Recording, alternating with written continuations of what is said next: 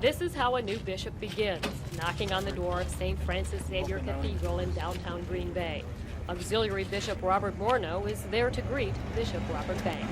The knock on the door is the means by which the diocese welcomes the new bishop. The action symbolizes the connection between the Universal Catholic Church and the Diocese of Green Bay. At this evening prayer service called Vespers, the guests are mostly priests, deacons, and members of religious orders. It is at this occasion that Bishop Banks officially becomes the spiritual leader of Northeast Wisconsin's 360,000 Catholics.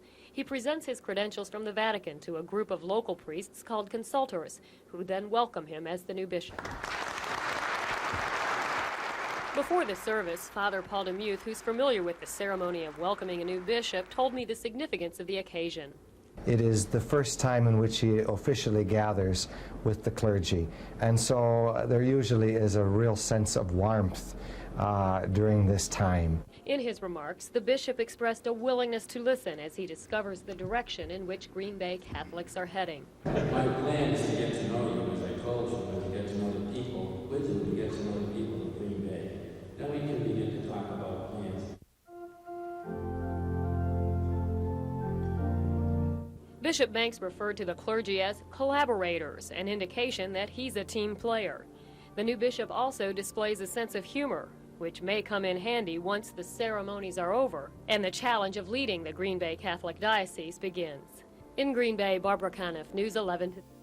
It is a view Bishop Robert Banks has not quite gotten used to. For 13 years, he has attracted the glare of the Green Bay media for the good and for the bad. What I would hope is that people feel that they had a good bishop for the past 13 years. In 1990, Banks became the 10th bishop for the Green Bay Catholic Diocese. It included overseeing 16 counties and hundreds of thousands of parishioners. I like the priests in Green Bay, I like the sisters in Green Bay, and I like the people in Green Bay, and that's the best part of being in Green Bay. Over the years, Bishop Banks has been described as an active spiritual leader, traveling across the state, visiting congregation after congregation.